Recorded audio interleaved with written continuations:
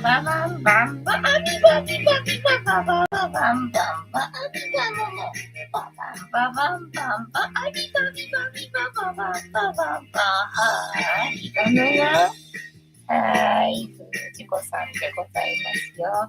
本日もお付き合いよろしくお願いいたします。この番組はお休み前の約1時間、10時5分ぐらいから11時ぐらいまでの間、皆様と楽しい時間を共有して、いい夢見れるライブを目指しておりますので、皆様積極的に参加してくださいませ。で、番組の前半はこのようににゃんこにカリカリとシーマを用意しておりますので、猫の姿がそこそこ楽しめると思いますので、猫目的で参加される方は、ぜひ番組の冒頭にスマホを握りしめ、パソコンの画面にかぶりつき、息も止めて瞬きもせず、ご視聴いただくことをお勧めしておりますよ。そしてそのままくたばらないようにご注意くださいませ。ちゃんとチャンネル登録とグッドボタンを押して、スパッチャーを投げてからくたばるようにしてくださいね。で、今画面に収まっておりますのが、白黒のクータくん、白茶のゆりさん、三毛猫のたまちゃん、チャトラのまさるくん、そして画面から消えてしまいましたが、グレーのぐーちゃんと、我が家には全部で5匹のかわいい猫ちゃんがおりますよ。で、5匹のかわいい猫ちゃんがいる生活ってどんな感じなのかなっていうのをちょっと楽しんでいただけたらいいんじゃないのかなと思いますよ。で、猫のことをもうちょっと詳しく知りたいなと思われる方は、概要欄のところに猫紹介してありますので、そちらを読んでいただけたらいいんじゃないのかなと思いますよ。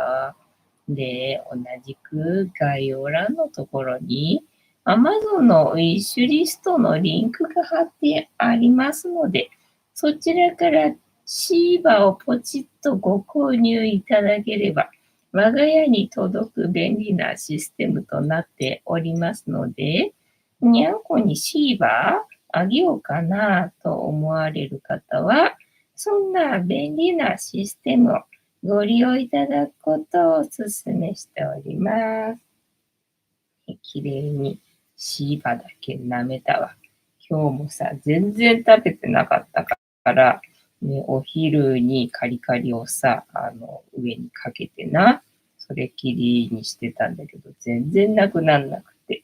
で、さっきようやくなくなったんでね、まあ、そもそも食べてる量が少なすぎるからと思ってカリカリを新しく開けてさ、で、皿の周りにシーバーさ、塗りつけてさ、やったんだけどさ、シーバだけが残ってんな。でもさすがにゆりたんはお腹空いてたのかな。カリカリを、食べてて可愛いよ。なんかゆりたんはカリカリの方が好きみたいだね。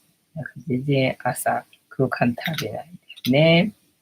で、一日一個猫に関してのお話もしませんので、これから皆様と一緒に乾杯しようと思いますので、お付き合いよろしくお願いいたします。で、乾杯の時に、ジャスティースって言います。で、なんでジャスティースって言うかっていうと、後ろにいるうさ耳をつけていて、左腕が取れている黒い観音様がこの番組のチーママでございまして、名前をたけしと言いますよ。で、たけしの言葉で乾杯のことをジャスティースって言いますので、一緒に言っていただけると嬉しいです。はい、では行きますよ。せーの。ジャスティース。猫いなくなっちゃった。たけし、ふにた、ジャスティース。今日は塩を入れた水だよ。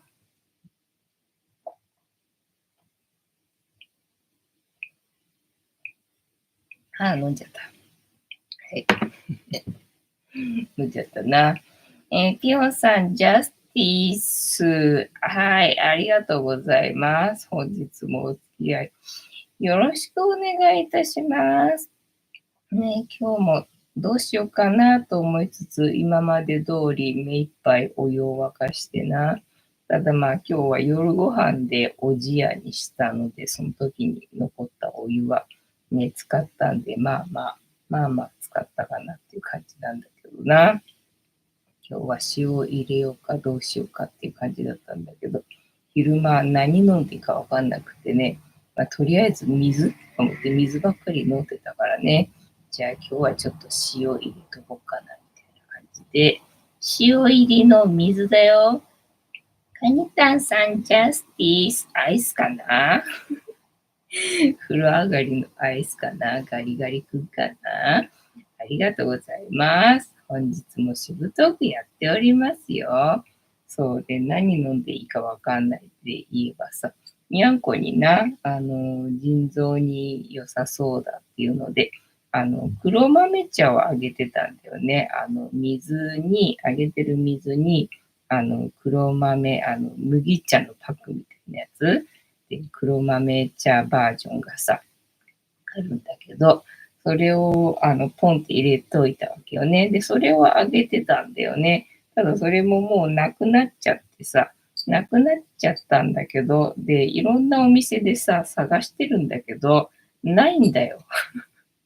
ないんだよね。何気にあれ黒豆茶ってあんまりそのね、自分に合ったのがないなっていうか、最初にたまたまね、黒豆茶買ってみようかなって思って買ったところがちょうどよかった。だからどこにでもあるもんなのかと思いきや、どこにもなくてね、だから今にゃんこにあげてる水なんだよねっていうね、感じ。カニタンさん、いつものソーダ味です。ガリガリ君だな。で、その黒豆茶がさ、その最初に買ったやつは、そうやって水の中にポンって入れておけば、麦茶みたいに、お茶になるみたいなやつ、水出しの、お茶っていうのかな、なんだけど、これがさ、なくなったからと思って、で、まあ、目の前のね、ガスに、まあ、麦茶の棚のところにさ、黒豆茶もね、売ってんじゃねえと思って行ったんだけど、黒豆茶はないんだよね。で、そのイオン系のネットスーパーのグリーンビーンズっていうところでさ、まあ、時々最近は買い物するんだけどさ、で、そこに黒豆茶あるかなと思って検索して、で、あったんだよね。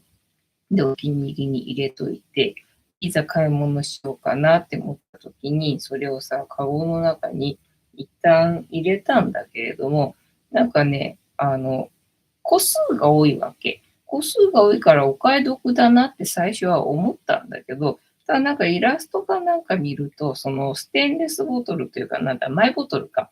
マイボトルの細いちっちゃい入れ物になんか入れるようだったらしいんだよね。だから1個が多分ね、小さいんだよね。なので、普通の1リットルかなんかに作るときは、3つ入れてくれって書いてあるわけ。3つと思って。3つも使っちゃったらさ、これ全然お買い得じゃないなと思ってさ。で、それは却下したんだよね。却下したんだけれどもさ、じゃあと思ってさ、その目の前のドラッグストアに行ったわけよね。で、ドラッグストアに行ったら、最初はその食品の棚にはなかったわけではないかと思って、ただやっぱりその健康食品系っていうの、薬系の方の売り場にあるかなと思ったら、やっぱりあったんだよね。で、ああ、やっぱりな、こっちにあるかと思ってさ、あったあったなんて思ったんだけど、手に取ってみたらさ、なんか水出しはご遠慮くださいとかって書かれてるの。どういうことお湯じゃなきゃダメなのなんでみたいな感じでね。じゃあダメかと思ってさ、水出しダメなんだと思ってさ。で、ね、手間だからさ、と思ってお沸かして、ね、お茶出して、で、猫が飲めるまでに冷ましてみたいな、そりゃちょっと現実的に無理だからよと思ってさ、それもやめて、だから、あとどこ行った？こんな感じか。だから、あと杉薬局も行ったのか、昨日な。昨日杉友の日でさ、で、杉薬局に行ったんだけど、そこでも、なかったんだよね。で、やっぱりないなと思って、黒豆茶難民。黒豆茶難民っていうのかな。だからまあ最初に買ったドラッグストアに行けば、まああるだろうなっていうのはあるんだけどさ、クーポンがね、よく出るんだけどもさ、今ちょうどクーポンがないのよね。だからさ、わざわざクーポンない時にさ、買いに行くのもなんかなと思ってね、ちょっとクーポン出たら黒豆茶買いに行こうかなみたいな感じで、今私は黒豆茶難民でございます。よしさん、ジャスティさん、ありがとうございます。本日もしぶトークやっておりますよ。はい。で、あとは何の話？今日は農協行ったのか。農協行ってな。でね、なんか最近は8時半から始まるみたいなんだけど、まあ今日はね、洗濯をさ、本当はね、明日から雨みたいだったから、今日のうちにやっときたいなと思ってたんだけど、このシーツは洗っときたいなって思ったんだけどさ、朝ってにゃんこここでさ、爆睡してるわけ。だからなんかそれを起こすのもさ、ちょっと申し訳ないなっていう感じがして。にゃんこが起きて移動したら洗おうかななんて思ってさ、なんか様子を見てたわけよね。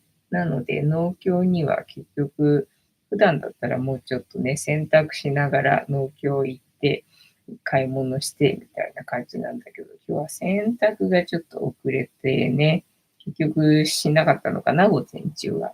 なので、農協行くの遅れたんで、まあ9時半ぐらいかなに行ったと思うんだけどさ、まあそれなりにもうすでにいろいろ並んでたからね、まあそんな品揃えかななんて思って、で、眺めてたわけよね。微妙だなって相変わらずな。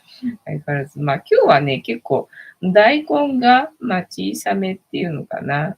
冬場の大根と比べると全然小さいからさ、なんかちょっとお買い得感はないんだけど、まあそれが2本で100円とかになってたから、まあ2本だったら許せるかな。2本だったらまあ許せるかな、みたいな感じなんだけど、たださ、大根がさ、旬じゃないよね、今って多分ね、大根ってね。なので、20日大根かなんかをでっかくしたような、なんかそんな大根だと思うんだよ。だからね、なんか生で食べてもさ、そんな美味しくないんで、それこそ煮込んでね、いろんな味付けにして食べれば、まあ美味しくは食べれるけど、みたいな、そんな感じの大根なんでさ、なんか今暑くてね、煮込みは特にしたくないんで、だからなんか大根っていう気分でもないんでね、なんて思って。で、眺めててね。で、今日はじゃがいもが1袋100円だったわけよね。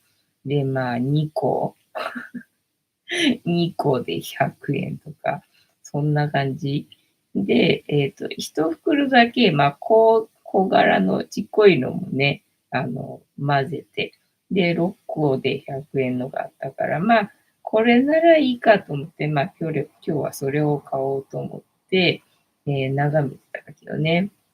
そしたらさ、その後に、なんかプチトマトを持ったおじさんが歌いながらさ、やってきて、T シャツ短パンでやってきて、もうちょっと待ってればこれ出るよ、なんてさ、言われたんだけど、いや、今からそれ袋詰めすんだろうと思ってさ、もうちょっと待ってればっていうか、私家帰って出直した方が早いわと思ってさ、待ってればって言われたから、と思ってさ、若干待ちはしたけどさ、いや、あれ今から袋詰めして値段つけるわけだろうと思ってさ。まだ出てこないよね。と思って、だいたい多分それ100円じゃないんでしょうって思ってさ、まあ100円だったとしてもまた4粒とかやるんだろうと思ったらさ、なんかと思ってね、今日は、そうですかっていう感じでね、帰ってきました。じゃがいもだけ持って帰ってきましたよって感じ。で、昨日ね、マイバスね、目の前のスーパーで、30%引きの玉ねぎがあったわけよね。大袋。なんか1袋300円ぐらいの玉ねぎなんだけど、それが30%引きのシール貼られてたんで、まあ200円ぐらいかなと思ってね。で、それを昨日買っといたんだよね。なので、そうだ、玉ねぎとじゃがいもがあるから、じゃあビシソワーズにするかと思ってさ、で、玉ねぎとじゃがいも煮たんだけど、まあ、とにかくお腹が空いてんだ、私は。朝、とにかくお腹が空いてんでね、結局、待ちきれず、そのまま食った。そのまま食ったよ、みたいな感じだったかな。よしーさん、大根の旬を調べたら、冬のようですね。ね、そうだよね。大根は、大根すりか。大根すりって言うんだ。おでんしか調理方法を知りません。藤子さんはどのように調理されていますか？ね、そうだね。まあ、大根、私の場合は、やっぱりね、煮物が美味しいんじゃないかなと思うからね、冬場に食べることの方が多いけど、まあ、夏場にそうやって大根食べるってことになるとサラダだよね。薄切りにして、で、細切りにして、で、まあね、いろいろだな。いろいろだな。それに、なんだろうね。まあ、塩もみして、ね、水分切って、で、まあ、なんかしら好きな味付けするか、またはツナサラダみたいなね。マヨネーズで和えてもいいんじゃんみたいな感じかな。まあ、あと大根おろしが。大根おろしだったらね、ただ、やっぱりさ、冬の大根だったらうまいけど、その夏の大根おろしてもね、なんかあんまりな、美味しくないんだよな。去年さ、チャット GPT に教えてもらった料理がね、なんか、字だけ見てるとね、っていう感じなんだけど、実際やってみたらね、なんか妙にうまくて、妙にうまくてな。それからちょっとハマったのが、大根おろしと豆腐を混ぜて、で、醤油かけて食べるってやつね。だからね、大根おろしだけで食べるよりも、豆腐入るとね、全然違うんだよね。なんか、すげえ妙に、うまい。ので、最近なんか大根おろししたら豆腐も混ぜてね、で、醤油かけて、で、食べてるかなっていう感じかな。あとは、そうだな。私がよくやるのは、柚子大根やってたね。まあ、柚子がね、ないこと、なしで作ることが、まあ、多いかな。なんだっけ、手抜きでな。手抜きで、柚子なしで作ることが多いけど、まあ、柚子あったら柚子あった方が美味しいけどな。あと、昆布もあった方が美味しいけど、まあ、拍子切りにして、で、まあ、ちょっと塩まぶして、水分ね、絞って、それからまあ、甘酢でね、つけておくみたいな。それで食べることが結構多かったりするかな。ぴょんさん。生の大根は刺激強くてお腹壊す人いるみたいね。そう、私お腹壊す以前に胃が痛くなっちゃう。胃が弱いのかな、私な。生の野菜はね、胃が痛くなっちゃうんだよね。カニタンさん、それわかる。胃に刺激が、そうそうそうそうね、そうなんだよね。だから大根おろしもすってすぐは食べれないよね。置いとかないと。置いといてもダメだな。置いといてもダメなんだけど、その豆腐混ぜたやつだと、なんかね、いけちゃうんだよ。いけちゃうんだよねって感じ。ピョンさん。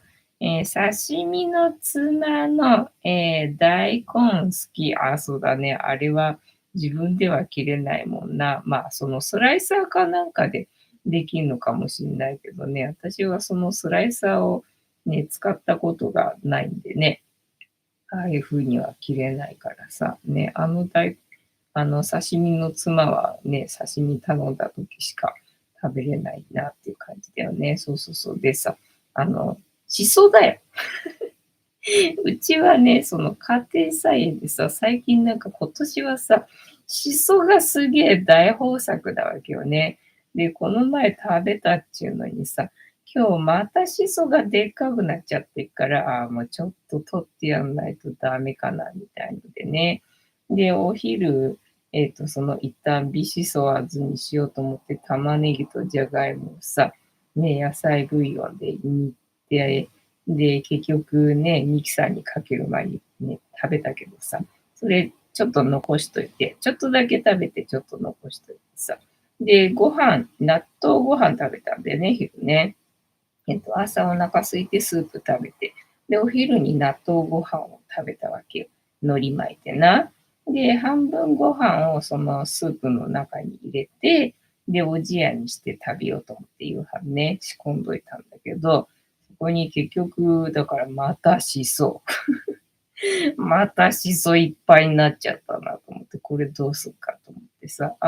で、ちぎって、そのね、おじやの中に入れて食べて、だからもうしそって結構味強いからさ、たまに食べるには爽やかでいいんだけど、もうこうも毎日何にでもかにでもなんかしそ入ってるとさ、さすがに飽きた。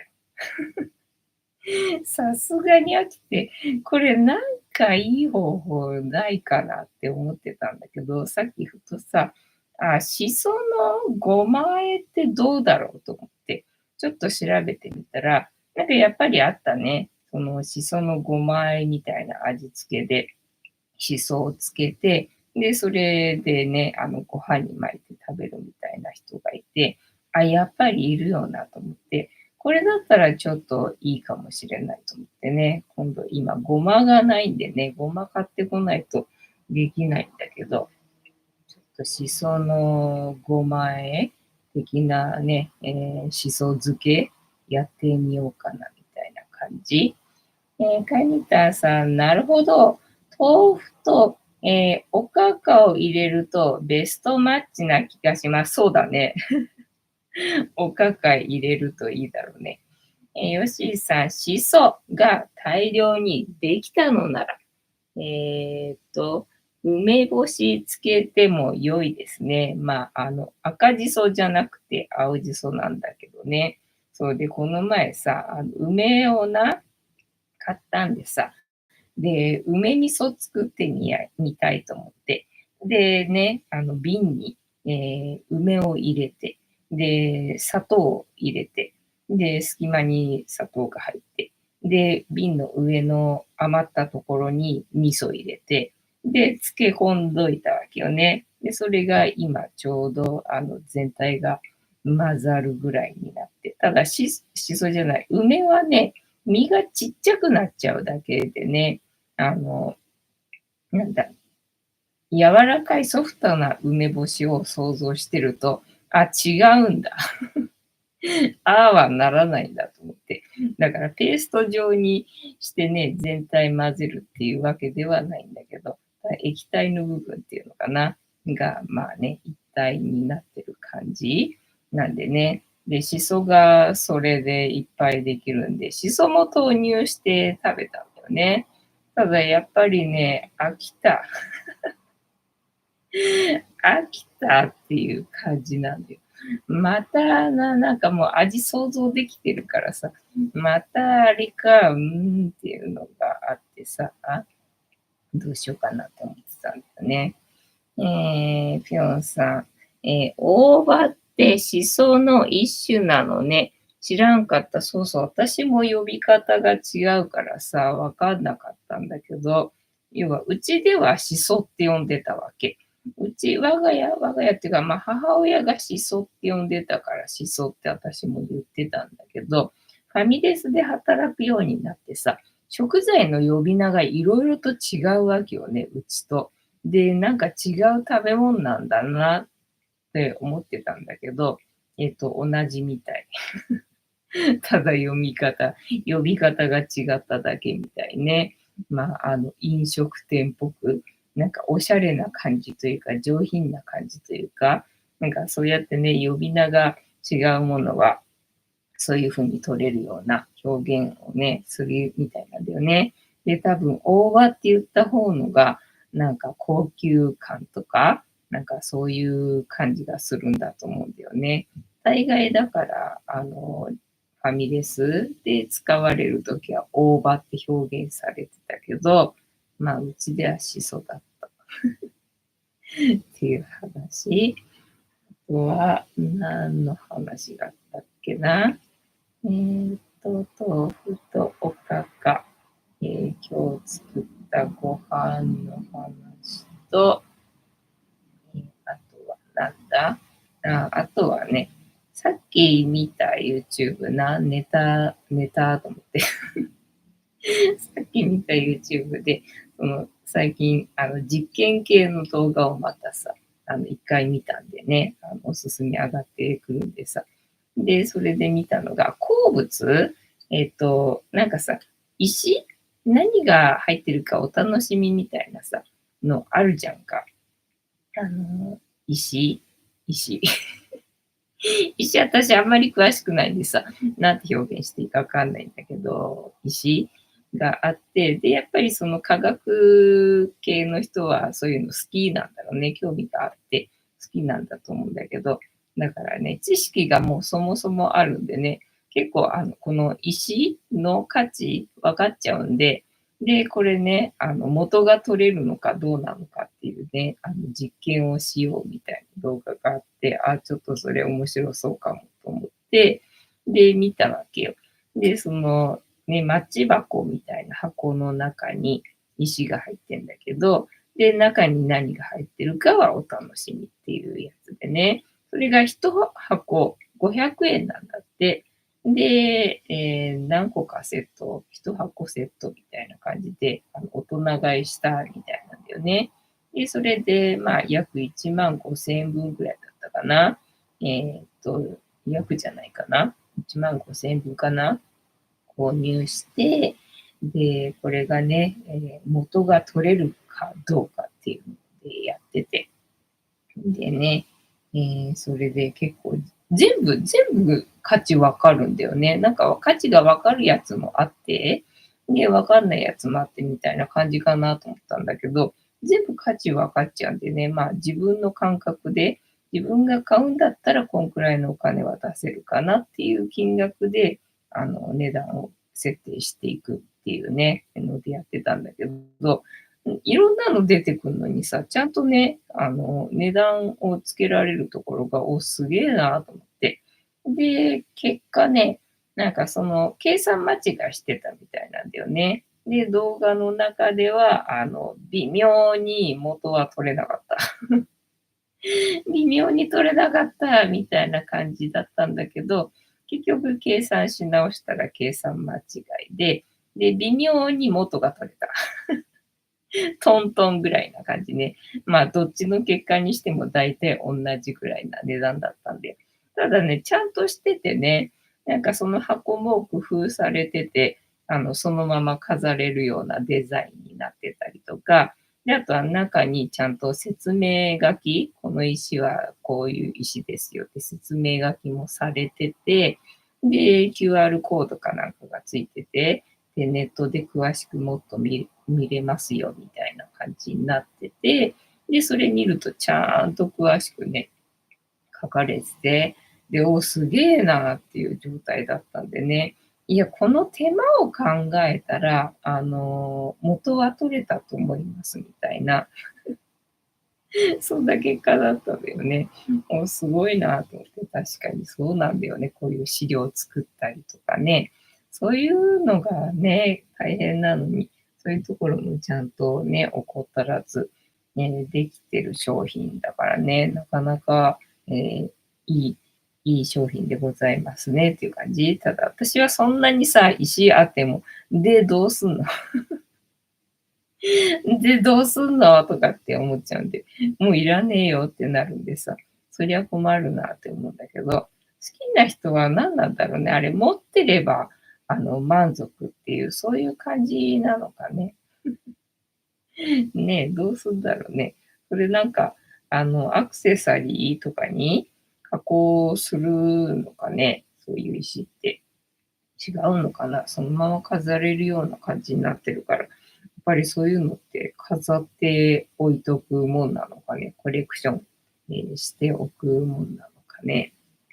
っていう感じでございました。はい。ネタが切れた。はい。じゃあ、本日もタロットカードタイムでございますので、78枚の中から1枚引きまして、今の私たちに必要なメッセージをいただこうと思います。で、このシャッフルは皆様のストップの掛け声で止まりますので、ボロボロだな。ご協力よろしくお願いいたします。ピョンさん、いろんなものにコンセントの、100ボルトかけて燃やす実験動画も面白いよ。鉛筆の芯が真っ赤に燃えるの。爽快だった。へえ、そうなんだね。鉛筆の芯が燃えるけど、木の部分は燃えないんだね。そう、コンセントで思い出したけど、今日は扇風機をね、延長コードを持ってきてね、他の部屋からつないでおるので、今日は LED が使えております。だから昨日よりは多分明るいはずっていう感じかな。だけど、にゃんこはどこにもいない。ここにいるけどな。ここにいるけどな。ビリタにめっちゃ見られてるけどな。画面には映っておりませんね。あとは、何の話だったかな。洗濯した。そう、今日洗濯ね、なんか明日から雨っぽかったからさ、洗濯したんだけど、で、今日は雨降らないっぽかったからさ、で、そのシーツをさ、洗いたかったシーツをさ、午後になったら、にゃんこいなくなったんでさ、剥いで洗ったんだけど、なんか昼過ぎぐらいにさ、雨降ってきてさ、さすがに、さすがにまだ乾いてないよっていうぐらいで、もうさっさと雨降ってきたからさ、もうちょっとと思ってね、部屋干ししてさ、でもその後なんかね、雨止んだみたいでさ、もうなんだよ、なんだよって感じだったな。ヨッシーさん、ストップありがとうございます。では、ヨッシーさんからストップの掛け声いただきましたので、ここから6枚置きまして、7枚目のカード、今の私たちに必要なメッセージいただこうと思います。では、いきますよ。せーの。1、2、3、4、5、6、で、7枚目のカード。本日はこちらでございます。せーの。じゃじゃん。死神。なんだろうな、大アルカナが続いてますね。本当に見事にね。で、久々に出てきたな。死神じゃないよ、これは。死神じゃない、死神じゃない。忍者のカードかな。勝手に死神にしてしまったな。と、じゃ。そう、だからこんだけ食べてるからさ、しそのさ、なんかメリットなんだろうなと思ったら、ね、中年の私にぴったりな栄養素だったみたいなのでね、そっか、それでこんなにしそが、私のために茂ってくれてるのかってね、思ったよ。なんか骨粗鬆症とかにもなんかいいし、とかっていろいろ書かれてたな。なんか肩こりにもいいとかなんか書かれてたかな。なんか、ね、中年のアラフィフの私にぴったりな栄養素なのね、と思ってさ、そうかと思ったよ。なんだ、抹茶は。はい、タロットカード、忍者、聖地だね。聖地、理想の追求、悟り。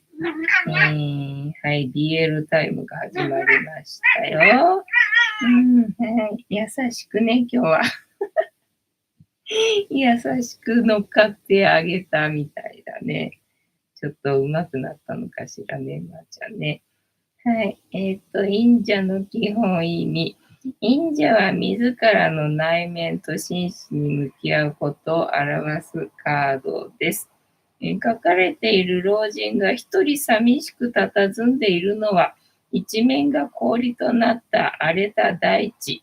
老人は世間から離れたところに身を置き、自分自身を深く探求しようとしています。一つ前の力では、ライオンのような野生的な本能をコントロールする、根気強さが書かれていました。ここではさらに深く自分自身や物事を掘り下げて真理をつかもうとするのです。はい、長いですね。また、9にナンバーを持つタロットである忍者は、慈悲深さや癒しに関するエネルギーを癒しか。昨日もね、愛を振りまこうぜみたいな感じだったっけ？そんな感じ？忍者に書かれたシンボルの解釈、ランタン。右手で持つのは信念の証。終わってもまだうんがうんが言ってんのか。はいはい。インスピレーション。先端が尖ったフード、見えない力への敬意。長い白ひげ。年長者。豊かな経験。老人の長いロープ。人目から守る。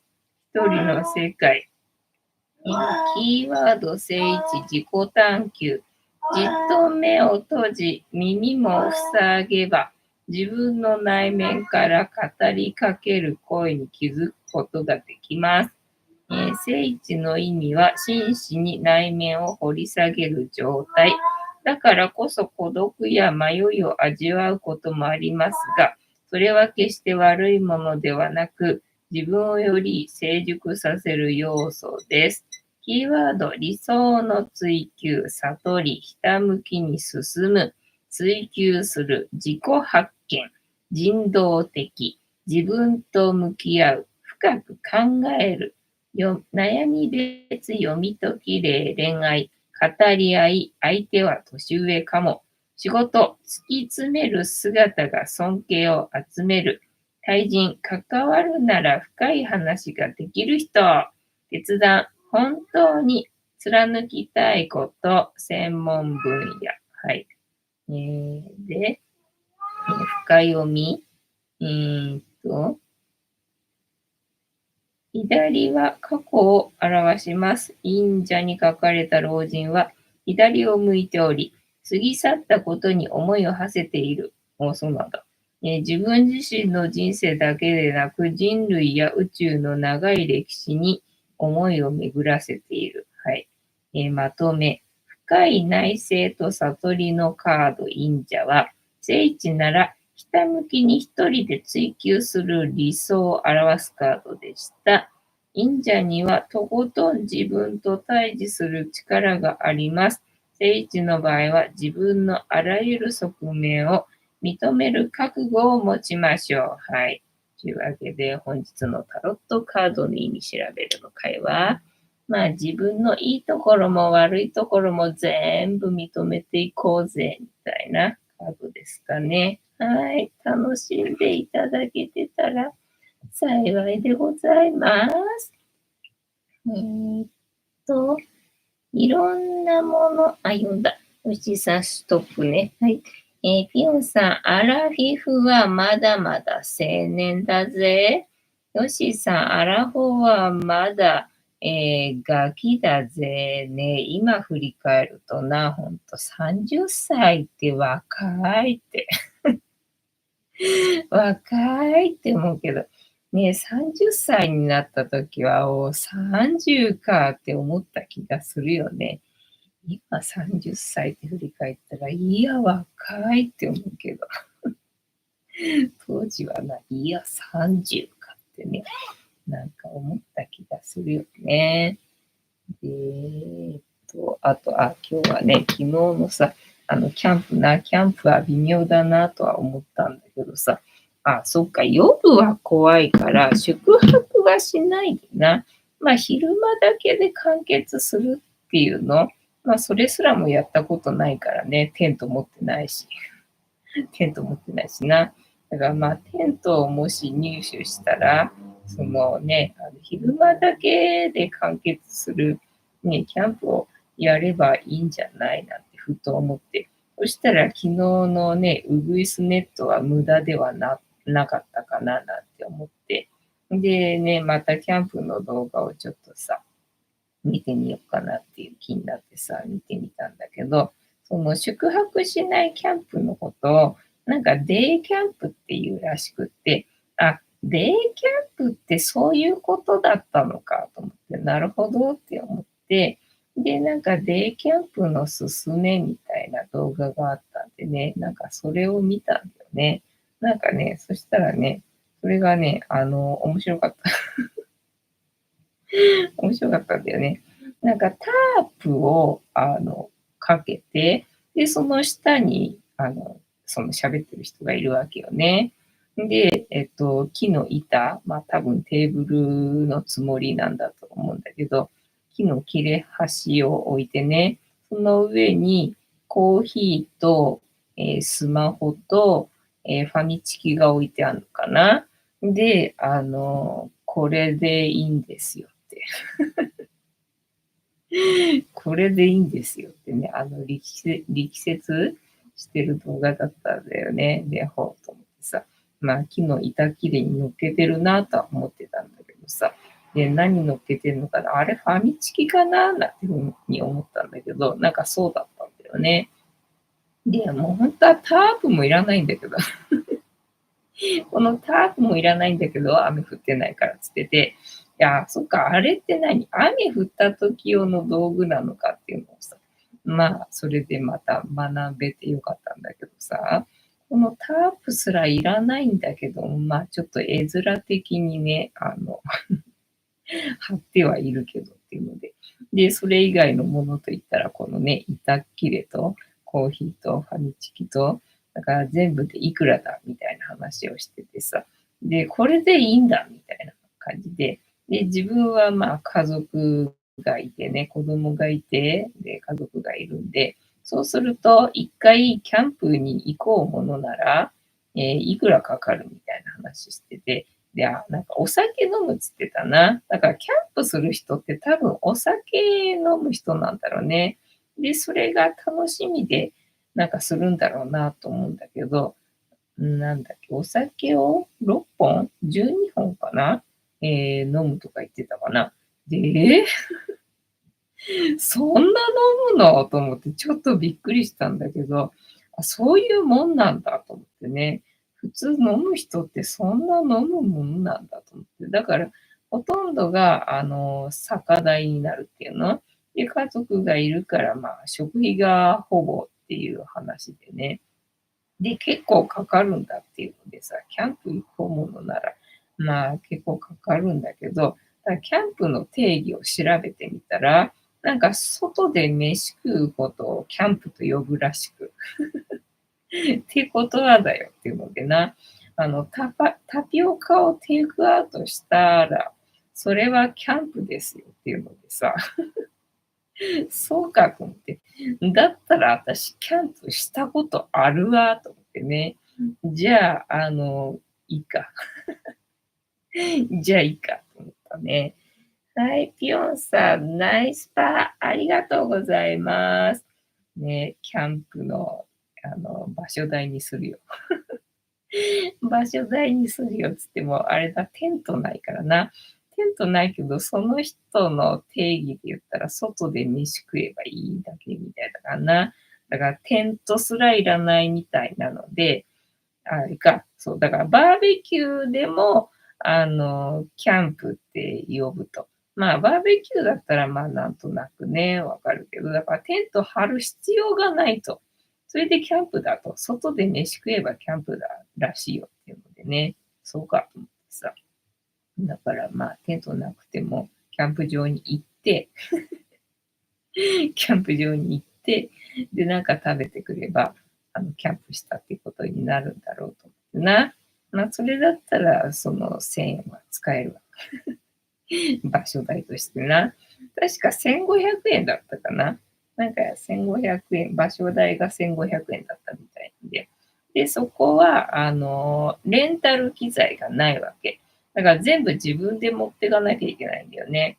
だから結局はね、電車でアクセスできるとはいえ、荷物を持っていくこと考えると、車じゃないと無理なんだな、なんていうふうに思って、で、いいやって思ってたんだけど、まあ、外で食えばキャンプらしいので、じゃあ、いけなくもないかなんていうふうにね、思いつつみたいな。で、そのキャンプやる人にしてみたら、やっぱり荷物が多いんでね、その出し入れするのに、その自分がキャンプする場所に車をつけられるところが、なんかいいキャンプ場みたいな感じみたいなんだよね。私はほら、そもそもそれの概念がないから、車ないからさ、ないけれども、あ、そっか、なるほどと思って、キャンプ場ってそういうもんじゃないんだと思ってさ、そういうもんなのかと思ってたんだよね。車をその自分のキャンプするところにつけられて、で、荷物出したりしまったりとか、できるもんなのかと思ってたら、なんかそうでもないみたいなんだよね。駐車場に置いて、で、キャンプはまた別で、みたいな。なんかそういうところと、あとは自分のところにつけられるところがあって、で、ここはね、車をつけられるから、便利ですよ、なんて紹介してたりとかしたから、あ、そうなのか、なんて思ってな。なんか、いろいろありますね。いろいろありますねっていう感じ。よしさん、にゃいスパ。かにたんさん、にゃいスパ。ね、ありがとうございます。やっぱりスパチャがあるとね、嬉しいよね。ライブした甲斐があったな。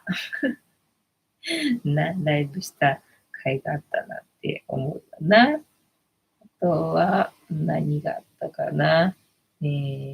だからデイキャンプの動画見て、で、その、なんか、バンガロー、キャンプ場なんだけど、その、バンガローもあるし、私が気になってた、民宿もあるし、みたいなところがあったんで、じゃあ、ここだったらね、その、バンガローを経験してから、民宿も両方経験できそうで、なんか良さそうだなっていう場所があったんで、まあ、調べてみたら、車でしかアクセスできない。電車じゃアクセスできないっていう場所だったんでね。そっか、と思ってね。そうだよな。もうキャンプって言ったら、そもそもね、電車やバスではアクセスできないことの方のがほとんどなんだろうなと思ってね。そっかと思って、また私からキャンプは遠くなった。遠くなったなってね、感じでございました。あとは何の話しますかね。全然4分が進まない。あと4分が全然進まないよ。どうする？あと何の話があるかな？今日は何の話がありますかね。えーっと、はい、進まねえ、4分。ずっと56分のままだな、これな。あとは何の話したらいいんだ？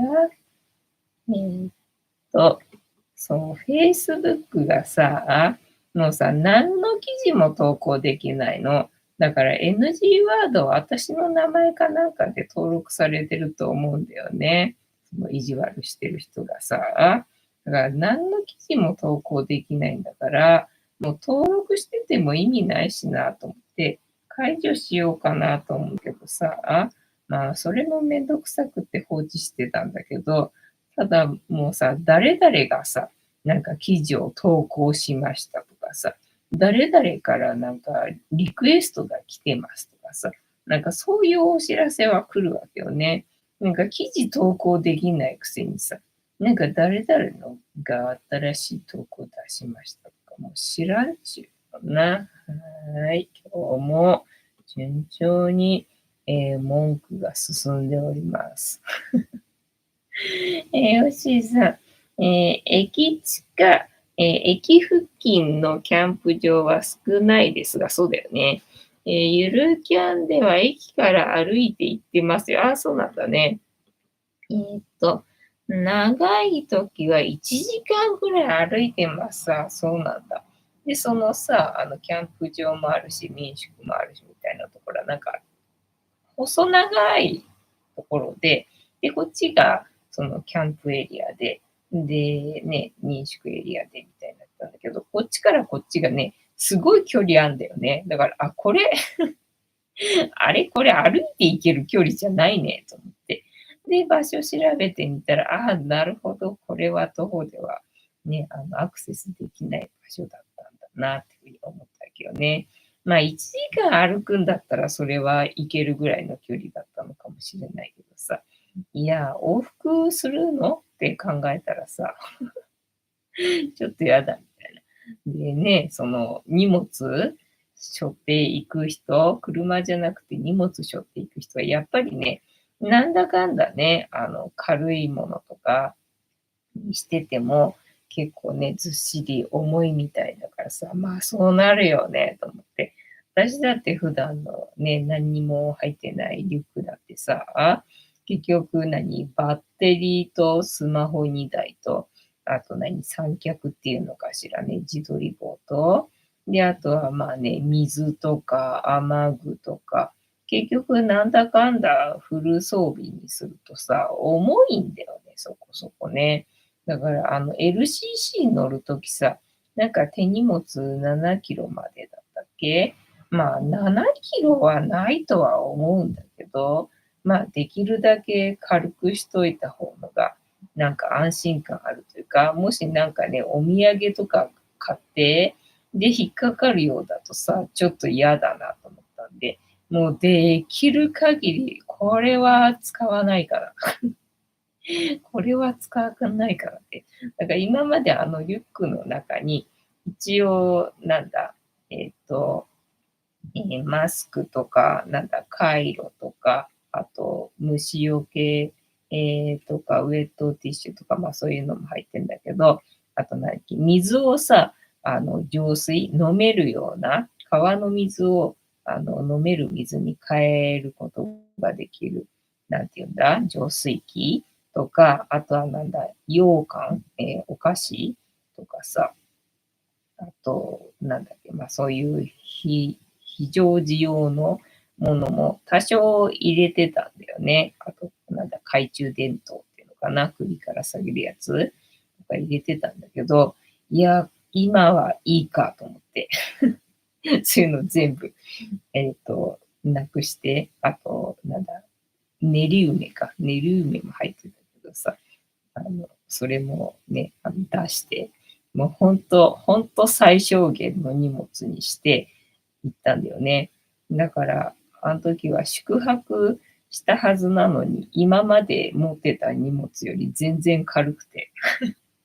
全然軽かったけど、帰りの荷物がな、そうめん、買ったじゃんか。で、まあ500グラムぐらいじゃん。で、あとは、オリーブご飯の素。で、だから結局それでずっしりしたんだよね。で、その後、駅に行って、瓦せんべいと、で、瓦せんべいも結構ずっしりしてたんで、ぎっちり入ってたから、で、あとは何買ったんだっけ。醤油豆か。醤油豆買ったから、あれもさ、結構液体っていうのかな。だからさ、せんべいとかそういうものではないから、なんか重いものばっかり買ったんでね、帰りのリュックはね、意外と重かったんで、だから大丈夫なのかな、これ。大丈夫なのかな、これと思ったんだけど。なんかね、怪しい人は止められるらしいじゃんか。なんか全然、システムわかんなかったんで、自分でね、なんか測んなきゃいけなかったみたいじゃんか。で、なんかタグかなんかつけるみたいだったけどさ、なんかそういうのわかんなくて、普通に、背負って通ってたんだけど、別に止められなかったからね、まあ大丈夫だったんだとは思うんだけどさ、意外と帰りの方がずっしりしてたんで、ヒヤヒヤしましたよっていう感じでございましたね。というわけで、本日も竹縄ではございますが、いいお時間になってまいりましたので、そろそろお開きにさせていただきまして、調子が良ければ、11時ぐらいまで毎日のようにやっておりますので、お時間合うときはお付き合いいただけると嬉しいです。のほかな。で、私の人生の目的は、私の笑顔で私とみんなを幸せにすることですので、チャンネル登録がまだの方は、チャンネル登録とグッドボタンを押して、スパッチャを投げといていただけると、私が笑顔になりますので、よろしくお願いいたします。あと、ご無理でなければ、お友達へのシェアもよろしくお願いいたします。猫の姿が物足りなかったよって方は、このチャンネルには猫の動画がいっぱいありますので、そちらを全部見といていただけたらいいんじゃないのかなと思いますよ。てなわけで本日もお付き合いありがとうございました。違いも見てくれるかな？はーい。いいとも。じゃんけんぽい。はい。ではでは、いい夢見てね。おやすみなさい。バイなら。